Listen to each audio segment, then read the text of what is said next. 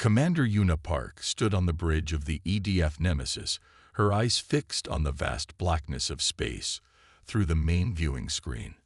The ship hummed with power beneath her feet. As the flagship of Earth's new Star Death fleet, the Nemesis was the most advanced warship humans had ever built. "Status report," Yuma said, her voice calm despite the weight of responsibility on her shoulders. Lieutenant Ta stood at attention. "All systems operating at peak efficiency, Commander. The other 5 ships of the fleet are in formation and awaiting your orders." Yuma nodded. 10 years ago, she had been a junior officer when the Proxima incursion began. The aliens came without warning, their biological weapons killing millions in the first week alone. Earth had barely survived, and the scars of that war still marked her planet. Now, humanity had created a weapon that no species would dare challenge. "Bring up the tactical display," Yuna ordered. A 3-dimensional map appeared before her, showing the position of the Star Death fleet at the edge of human territory. Far beyond, highlighted in red, were the worlds of the Silneri Confederation.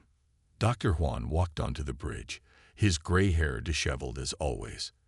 As the chief scientist responsible for the fleet's weapons, he rarely left his laboratory.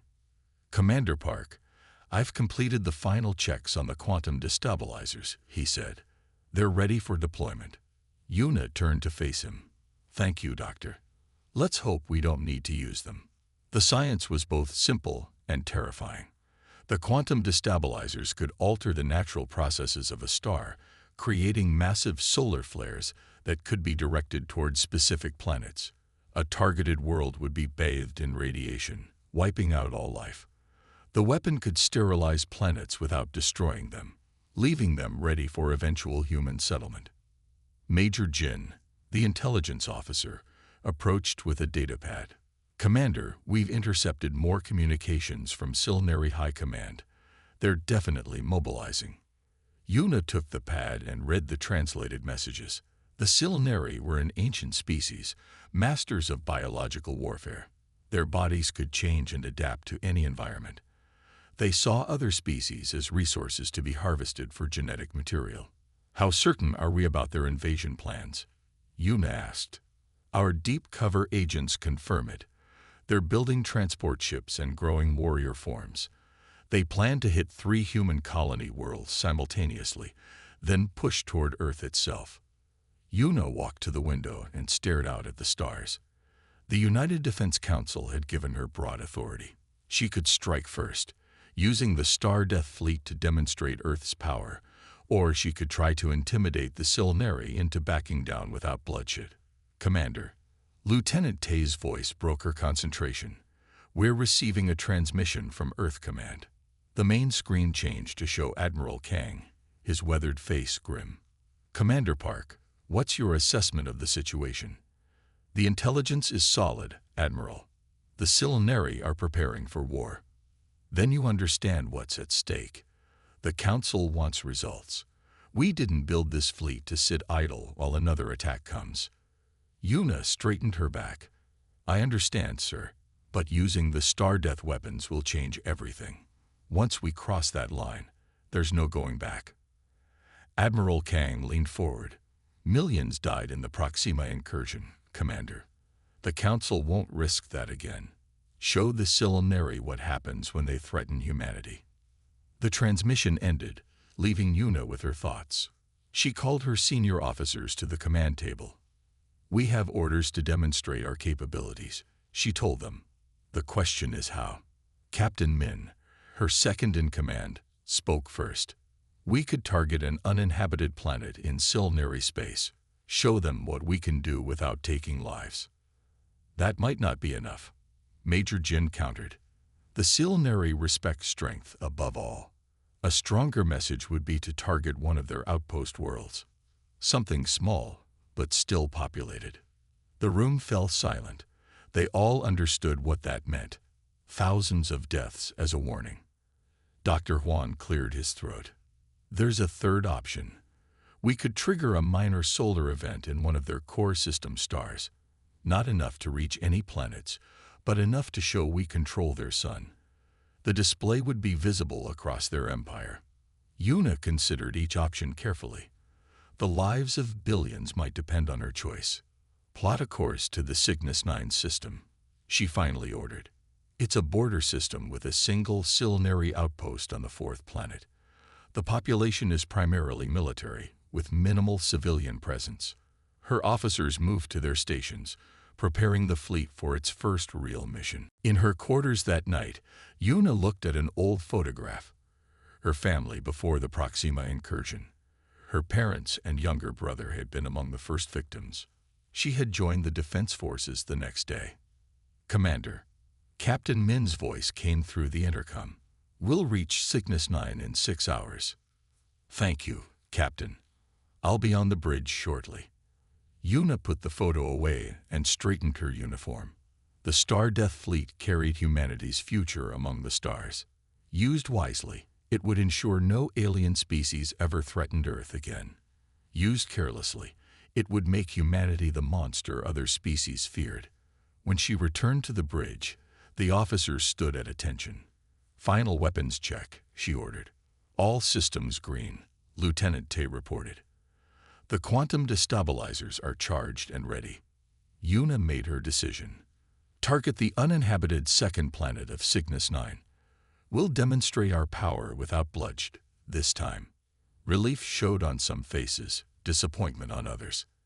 "And send a message to the Silnary outpost," Yuna continued. "Tell them to watch the sky. Tell them this is just a fraction of Earth's power. And tell them if they continue their war preparations, next time we won't choose an empty world." As the Star Death Fleet moved toward its target, Yuna Park knew she was about to change the balance of power in the galaxy forever. Humanity would no longer be seen as weak. After today, Earth would be feared, perhaps even hated, but never threatened again. She gave the final order. "Deploy the quantum destabilizers. Let's show the Silnary what happens when they threaten Earth." The 6 massive ships of Earth's Star Death Fleet dropped out of faster-than-light travel at the edge of the Cygnus 9 system. Commander Yuna Park watched the main screen as the distant yellow star came into view. The system had 5 planets, but only the 4th one mattered. A small rocky world with a Silnary military outpost. "Scan the system," Yuna ordered. "Confirm the second planet is uninhabited." Lieutenant Ta ran the scans and nodded. "Confirmed, Commander. The second planet shows no signs of life. It's a barren world, mostly rock, and some frozen methane at the poles." "Perfect." Yuna turned to her weapons officer. "Prepare the quantum destabilizer. Target the star with minimal output, just enough to create a directed flare toward the second planet." The bridge crew worked quickly, but nervously. They had trained for this moment, but no one had ever used a star as a weapon before. "What about the Silnary on the 4th planet?" Captain Min asked quietly. "They need to witness this," Yuna replied. "Send the message we prepared. Give them 1 hour to observe their instruments and prepare to watch." The message was simple. "This is Commander Park of the Earth Defense Fleet. In 1 hour, we will demonstrate a fraction of our capability. Watch the second planet in your system. Know that what happens next could be directed at any world that threatens humanity." Dr. Huan entered the bridge carrying data tablets. "The calculations are complete, Commander. We can create a controlled solar flare that will completely sterilize the second planet while leaving the rest of the system untouched." "How long will the demonstration last?" Yuna asked. "The main event will be over in minutes, but the star will show after effects for several days.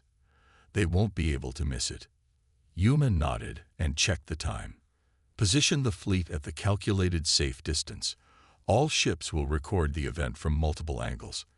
The Silnary need to understand exactly what we're capable of." As the fleet moved into position, Yuma noticed her officers exchanging worried glances. Even Captain Min seemed uncomfortable. "Speak freely, Captain," Yuna said when they were alone near the tactical display. Min hesitated before answering. "This weapon changes everything, Commander. Once the galaxy sees what we can do, they won't just fear us. They'll want to destroy us before we destroy them. That's the point, Yuna replied. Fear will keep them from attacking us. Fear leads to desperate actions, Min countered. We survived the Proxima incursion. I'm not sure we'll survive becoming the most hated species in the galaxy. Before Yuna could respond, Lieutenant Tai announced, Commander, we're detecting a small ship leaving the Silneri outpost. It appears to be heading for faster-than-light coordinates. They're trying to warn their homeworld. Major Jin said, Should we intercept? Yuna considered this. No, let them go. It won't matter soon enough. The hour passed quickly. The fleet positioned itself at the safe distance, instruments ready to record everything. It's time, Yuna announced. Activate the quantum destabilizer. Dr. Huan supervised the weapons team as they initiated the sequence. A beam of energy, invisible to the naked eye, but blazing on their instruments, shot from the Nemesis toward the star of Cygnus 9. For several minutes, nothing seemed to happen. Then, the star's surface began to bulge. A massive prominence of plasma, larger than Earth itself, rose from the surface and curved through space. The magnetic guidance is working, Dr. Huan reported, his voice filled with both awe and horror at what they had created. The flare is being directed exactly as calculated. On the main screen, they watched as the solar flare reached the second planet. The world, previously a dull gray orb, began to glow as its atmosphere ignited. The surface temperature rose by thousands of degrees in seconds. The planet's crust is beginning to melt, Tay reported. The oceans of methane are vaporizing. Within minutes, the once solid world had been transformed into a molten ball of rock, its atmosphere stripped away completely. Nothing could have survived. Send another message to the Silneri outpost, Yuna ordered. Tell them this was a small demonstration. Tell them we can do the same to inhabited worlds if provoked. Major Jin was monitoring communications throughout the system. Commander, we're picking up massive amounts of transmissions from the outpost. They're sending emergency signals to every Silneri world. Over the next few hours, the intelligence team translated the intercepted messages. The Silneri were panicking. Nothing in their history had prepared them for a species that could weaponize stars themselves. They're calling us sun killers, Jin reported. Their military command is ordering all ships to return to defensive positions around their core worlds. Yuna allowed herself a small smile. Then our demonstration worked.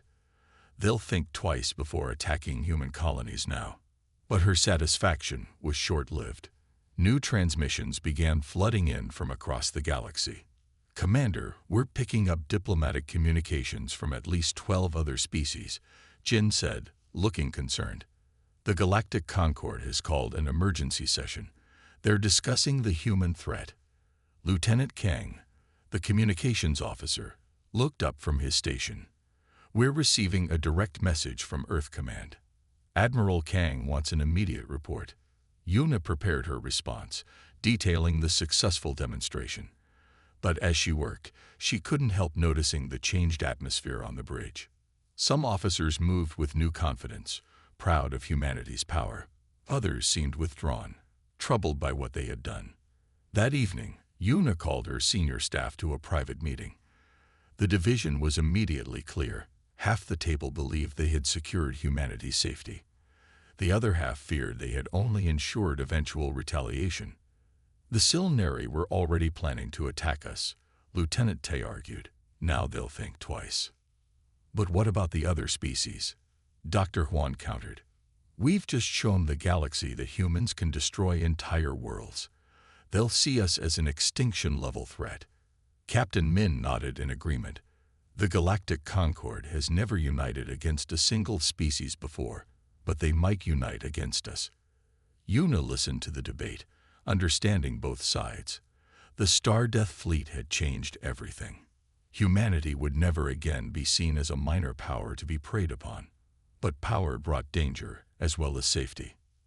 As she looked around the table at her divided officers, Yuna realized that wielding the power of stars had already changed them too. The question was whether they could control that power or whether it would eventually control them. "We've done what was necessary," she finally said. "Earth is safer today than it was yesterday. Now we need to make sure the galaxy understands we aren't a threat unless threatened." But even as she spoke, Yuna wondered if it was already too late for that. 3 days after the demonstration at Cygnus 9, the Star Death Fleet received a surprising message. The Silneri Confederation wanted to talk. Commander Yuna Park sat in her office aboard the Nemesis, reading the official communication. The Silneri High Council proposed a meeting on neutral ground, a space station called Harmony Point operated by the Galactic Concord. "They're scared," Captain Min said, standing across from her desk. "Our demonstration worked." Yuna wasn't convinced. "Or they want to buy time. Has intelligence found anything new?" Major Jin reports increased activity at their military shipyards. "They say they want peace, but they're building more ships." A knock at the door interrupted them. Dr. Jai Kim, the brilliant scientist who had created the Star Death technology, entered with a worried expression. "Commander, I've been analyzing the sensor data from Cygnus 9, Dr. Kim said, placing a tablet on her desk.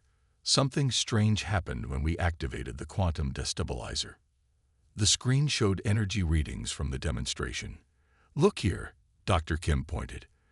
"The Silneri outpost was scanning our beam with unusual precision. They were studying exactly how our technology works." "Could they be developing countermeasures?" Yuna asked. Dr. Kim nodded. "I believe so. They might be trying to find a way to shield their stars from our technology." This changed everything. If the Silneri found a way to protect themselves from the Star Death Fleet, Earth's advantage would disappear. "We should report this to Earth Command immediately," Captain Min suggested. The response from Earth came quickly. Admiral Kang appeared on the screen in Yuna's office, his expression stern. "This negotiation request is a stalling tactic," the Admiral said. "The Defense Council believes the Silneri are trying to gather information about our capabilities while developing countermeasures." "Dr. Kim's analysis suggests the same," Yuna replied. "Then you understand what's at stake. Attend this meeting, Commander Park, but make our position clear. Earth will not tolerate any threat. The Council has prepared an ultimatum for you to deliver." After the call ended, Yuna read the ultimatum. Earth demanded the Silneri immediately stop all military preparations, allow human inspectors on their worlds, and recognize Earth's authority in 3 disputed star systems. In exchange, humanity would not use the Star Death weapons against them. "These terms are harsh," Yuna told Captain Min. "They'll never accept them." "Maybe that's the point," Min replied quietly. The Harmony Point station hung in space between human and Silneri territory. It was a neutral meeting place used by many species for diplomatic talks. As Yuna's shuttle approached, she saw ships from at least a dozen different alien civilizations docked at the station.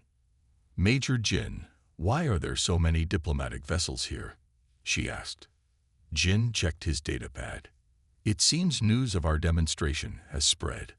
The Galactic Concord has called a special session to discuss the human situation.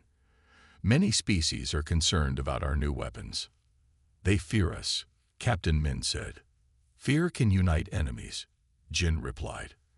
"My sources indicate at least 4 major species are discussing a defensive alliance against Earth." Inside the station, Yuna and her small team were led to the meeting room. 3 Silneri representatives waited for them. Silneri were tall, slender beings with pale blue skin that seemed to shift and change texture as they moved. Their bodies could adapt to almost any environment, a trait that made them excellent colonizers and terrifying warriors. "Commander Park," the lead Silneri said, its voice translated through a small device. "I am Delegate Thal. We appreciate your willingness to meet." Yuna nodded politely but remained cautious. The Earth Defense Forces are always open to peaceful solutions. The negotiations began with polite exchanges, but quickly grew tense. The Silneri claimed they had no hostile intentions toward Earth. Yuna presented evidence of their military buildup near human colonies. During a break, Dr. Kim approached Yuna with his tablet. "Commander, I've been scanning the station. There's something you need to see." The tablet showed readings from several levels below their meeting room. "That's a biological research lab," Dr. Kim explained. "They're not supposed to have one on a diplomatic station. And look at these molecular patterns. They match human DNA sequences." Yuna's blood ran cold. "They're developing biological weapons targeting humans, right here on the station." When the talks resumed, Yuna's approach changed completely. She placed evidence of the secret lab on the table. "While you speak of peace, you develop weapons designed to target our genetic code," she said, her voice hard. "This meeting is a sham." Delicate Thol's skin rippled with blue patterns, a sign of agitation in Silinary. "These accusations are unfounded." "Then you won't mind if we inspect the lab on level 7. Yuna countered. The silence that followed was answer enough. Yuna stood and placed a data crystal on the table. "The United Earth Defense Council has authorized me to deliver this ultimatum. Your Confederation will cease all military activities against Earth immediately. You will allow our inspectors on your worlds. You will recognize Earth's claim to the disputed borders. And if we refuse these outrageous demands," Thul asked, "then we will consider your intentions hostile," Yuna replied, "and respond accordingly." The meeting ended abruptly. As Yuna and her team prepared to return to their shuttle, Major Jin received an urgent encrypted message. "Commander," he said, his face grim, "our intelligence agents on the station have intercepted Silinary communications. They've deployed assassins with orders to kidnap Dr. Kim and eliminate the rest of us." Yuna looked at Dr. Kim, who had gone pale. As the creator of the Star-Death technology, he held knowledge the Silinary desperately wanted. "We need to leave now," Yuna ordered. "Security formation around Dr. Kim." As they moved through the station's corridors, Yuna noticed several blue-skinned maintenance workers watching them too intently. "Those aren't station staff," Captain Min whispered.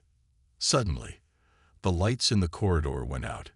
In the darkness, Yuna heard the sound of weapons being drawn. "Defensive positions," she shouted, pushing Dr. Kim behind her. The attack came from all directions.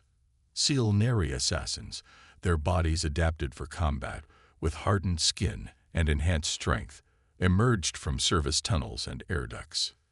"They want Kim alive," Yuna yelled as she fired her sidearm at an approaching attacker. The firefight was brief but intense. Earth's security team had trained for this, and they fought with determination. When emergency lights finally came on, 4 Silinary lay dead or wounded. 2 human security officers were injured. Dr. Kim was safe, shaken but unharmed. "They were going to take my research," he said, clutching his tablet.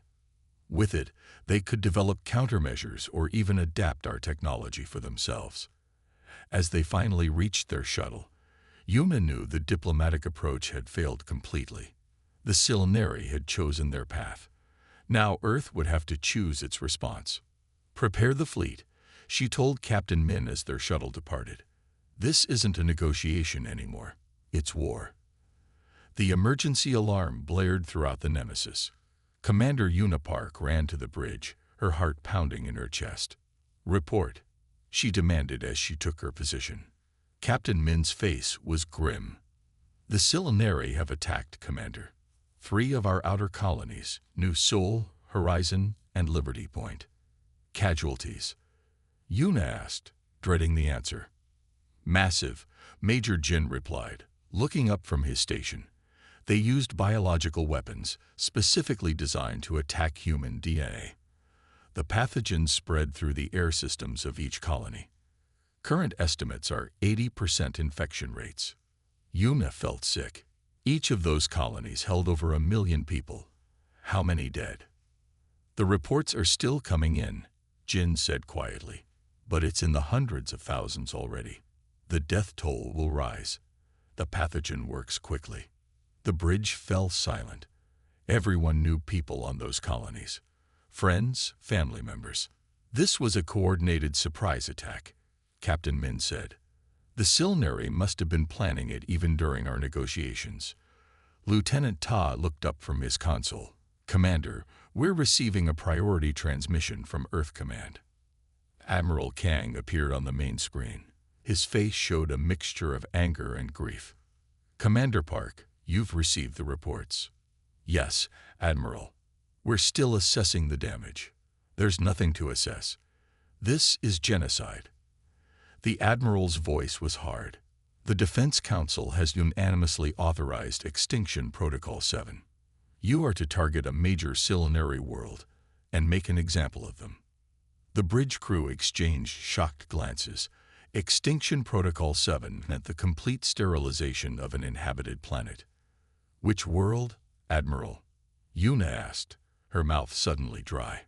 Silvex Prime, their oldest colony world with over 5 million inhabitants. The Admiral's eyes were cold. They crossed the line, Commander. Now we show them the consequences. After the transmission ended, Yuna turned to her officers. Set course for the Silvex system. Maximum speed. As the fleet jumped to faster-than-light travel, Yuna retreated to her office. The images from the attacked colonies played on her screen. People collapsing in streets, their skin turning black as the pathogen consumed them from within. A knock at her door interrupted her dark thoughts. Dr. Kim entered, carrying his ever-present tablet. Commander, I've been analyzing the attack, he said. The biological agent is sophisticated. It targets specific human genetic markers. This wasn't something developed quickly. They've been working on this for years. Then they never intended peace, Yuna said bitterly. No, Dr. Kim hesitated. I've also been reviewing our orders regarding Silvex Prime. We have our orders, Doctor. Extinction Protocol 7. Yes, but... Dr. Kim placed his tablet on her desk. I've been working on a modification to the quantum destabilizer, a way to target specific areas on a planet rather than sterilizing the entire world. Yuna looked up sharply. That's not possible. The solar flare affects the entire side of the planet facing the star. Not if we create multiple smaller flares with precisely calculated magnetic guidance, Dr. Kim explained, showing her the calculations. We could target only their military installations, government centers, and shipyards. Sparing the civilian population, Yuna said, understanding immediately. Yes, but there's a catch, Dr. Kim continued.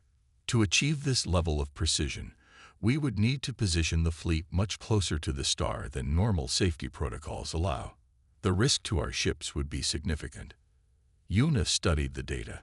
The plan was dangerous, possibly suicidal, but it would spare millions of innocent Silneri. How long to prepare this modification? She asked. 12 hours. We can be ready by the time we reach the Silvex system. When the Star Death Fleet dropped out of faster-than-light travel at the edge of the Silvex system, they detected immediate panic. Silneri ships scrambled to defensive positions, but they were too few to challenge Earth's fleet. They know why we're here, Captain Min observed. Open a channel to the planet, Yuna ordered. The face of a Silneri leader appeared on screen. Human Commander, we are a civilian colony. There are millions of innocent. As there were on New Sol, Horizon, and Liberty Point, Yuna interrupted. Your leaders chose this path when they attacked our colonies with biological weapons. Those attacks were not authorized by. Save your lies, Yuna cut him off again. This transmission is to inform you that the Star Death Fleet will execute a strike against your world in 2 hours. We suggest you use this time wisely. After ending the transmission, Yuna turned to Dr. Kim. Are the modifications ready? Yes, Commander, but I must emphasize the danger. To achieve the necessary precision, we'll need to position the fleet at half the safe distance from the star. The radiation shields will be pushed beyond their design limits. And the alternative is killing 5 million civilians, Yuna said quietly. Prepare the fleet for close star maneuvers. Captain Min approached her. Commander, our orders were clear. Extinction Protocol 7. And I'm modifying those orders, Captain. We'll destroy their military capability without committing genocide. The crew will follow you, Min said after a moment. But Earth Command may not understand. I'll face those consequences when we return, Yuna replied. The next 2 hours were tense as the fleet moved into position. The heat and radiation from Silvex's star grew increasingly intense as they approached. Hull temperature rising, Lieutenant Tay reported. Radiation levels at 200% of normal shielding capacity. Maintain position, Yuna ordered. Dr. Kim, begin the targeting sequence. Dr. Kim worked at his station, sweat beading on his forehead from both concentration and the increasing heat on the bridge. Targeting military command centers, weapon facilities, shipyards, and government buildings, he confirmed. Quantum destabilizer at full power. Fire, Yuna commanded. The beam shot from the Nemesis toward the star. For several minutes, nothing seemed to happen. Then the star's surface began to bulge, not in one massive flare as before, but in several smaller, precisely controlled eruptions. Magnetic guidance is holding, Dr. Kim reported. The flares are on target. On the main screen, they watched as the precisely targeted solar eruptions reached Silvex Prime. Instead of engulfing the entire planet, they struck like surgical lasers at specific locations. Military bases 1 through 17 destroyed, Major Jin reported, reading the sensor data. Main shipyards vaporized. Government district hit directly. Radiation shields failing, Lieutenant Ta warned. Hull temperature at critical levels. Begin withdrawal, Yuna ordered. Get us back to safe distance. As the fleet pulled away from the star, they continued monitoring the planet. The precision strikes had worked perfectly. The Silneri military and government facilities lay in ruins, while the civilian population centers remained untouched. Casualties, Yuna asked when they reached safe distance. Estimated at 40,000, Jin replied. Compared to the potential 5 million if we had followed Extinction Protocol 7. 2 days later, as the fleet prepared to return to Earth, they received a transmission from the Galactic Concord. The Concord Council has been monitoring your actions at Silvex Prime, the alien representative said. We expected total destruction of the planet based on your capabilities. Your restraint was unexpected. Earth defends itself, Yuna replied simply. But we are not genocidal.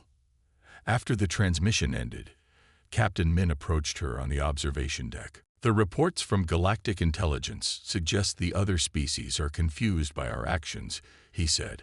They fear our power but don't understand our restraint. They're calling us unpredictable. Good, Yuna said, watching the stars. Let them wonder what we'll do next. Fear kept them from helping the Silneri attack us. Now respect might help build a lasting peace. But as she spoke, Yuna wondered how Earth Command would view her decision to disobey their direct orders. She had saved millions of lives, but she had also shown mercy to an enemy that had shown none to humanity. The true test would come when they returned home.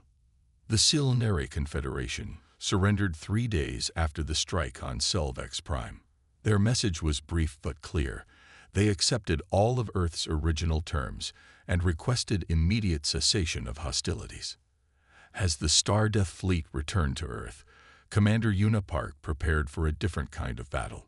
She had disobeyed direct orders by choosing the precision strike instead of full planetary sterilization. The Defense Council is waiting, Captain Min said as their shuttle approached Earth's orbital command station. Admiral Kang seems particularly angry. Yuna nodded calmly. I stand by my decision. The council chamber was imposing. 12 of Earth's highest military leaders seated at a curved table, with Admiral Kang at the center. Yuna stood before them alone, back straight, uniform perfect. Commander Park. Admiral Kang began. You were given explicit orders to execute Extinction Protocol 7 against Silvex Prime. Instead, you chose to modify the mission and risked the entire fleet in the process. Explain yourself. 5 million civilians, sir, Yuna replied simply.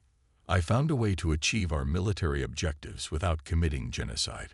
The Silnari showed no such restraint with our colonies, a general pointed out. Which is precisely why we must be different, Una said. Earth's strength doesn't lie in our capacity for destruction.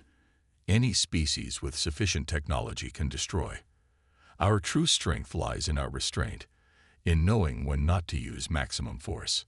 Admiral Kang leaned forward. Your mission succeeded, Commander. The Silnari have surrendered. But your disobedience sets a dangerous precedent. With respect, Admiral, I believe it sets exactly the right precedent. Una's voice grew stronger. The galaxy now knows two things about humanity: that we have the power to destroy entire worlds, and that we choose not to use that power indiscriminately. They fear our capabilities but respect our judgment. That combination is far more powerful than fear alone. The council members exchanged glances. Some nodded slightly. There's something else the council should know, Una continued. Dr. Kim has made a discovery that changes our understanding of the Stardeath technology. At her signal, Dr. Kim entered the chamber carrying his data tablet. He looked nervous but determined.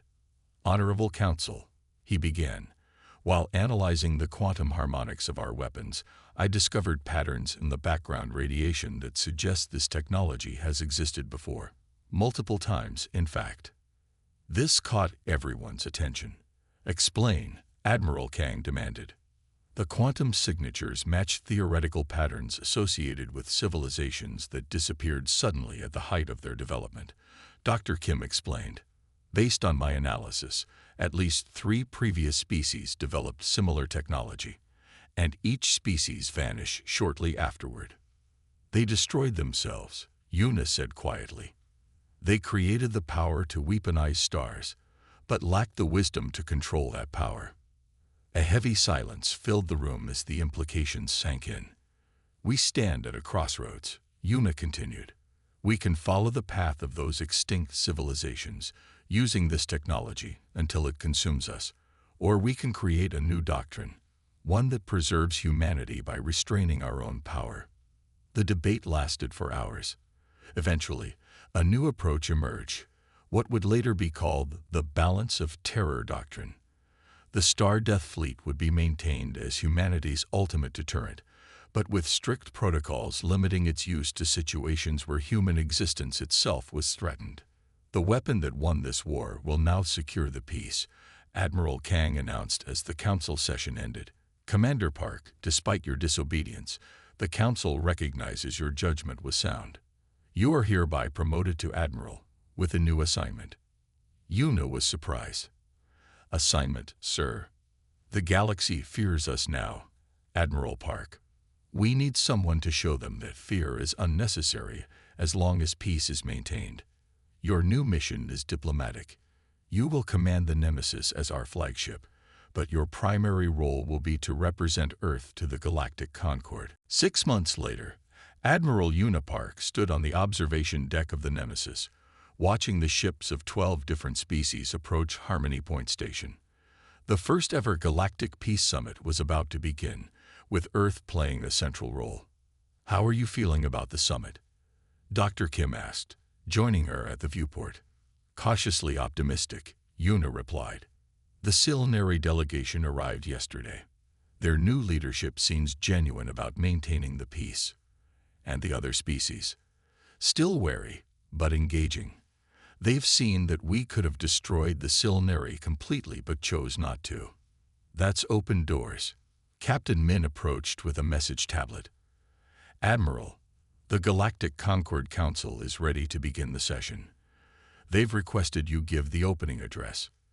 Una took a moment to look at her ship, the most powerful weapon ever created, now serving as a vessel of peace. The irony wasn't lost on her. In the Grand Council chamber of Harmony Point, representatives from 26 spacefaring civilizations gathered. Some had been enemies for centuries. Others had never sat at the same table before. All of them fell silent as Admiral Una Park took the speaker's position. Distinguished representatives, she began, we gather today in the shadow of terrifying power. Humanity has demonstrated the ability to weaponize stars themselves. a capability that frightens even us who created it. But we have also demonstrated something more important: the wisdom to know when not to use that power. She paused, looking at each delegation in turn. Earth does not seek dominion. We seek security, for ourselves and for all peaceful species. The Star Death Fleet exists not to threaten, but to ensure that no species ever again believes they can attack another with impunity. The Silonary representative stirred uncomfortably. We have all seen what happens when diplomacy fails, Yuna continued. Now let us see what happens when it succeeds. Let this summit be the beginning of a new era, one where terrifying power is balanced by terrifying responsibility. As the summit progressed over the following days, new treaties were signed, old conflicts addressed, and the foundation for lasting peace was laid.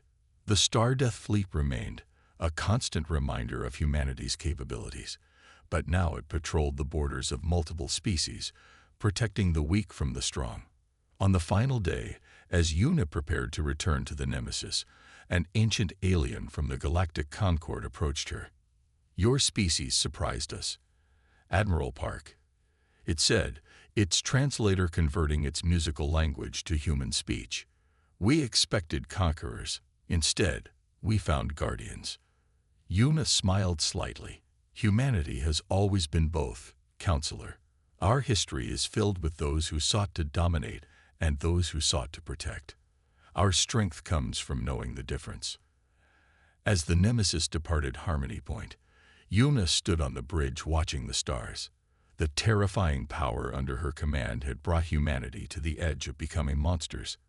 Her choice to show restraint had pulled them back. Now, balanced on that edge, they would guard the peace they had nearly destroyed. The end.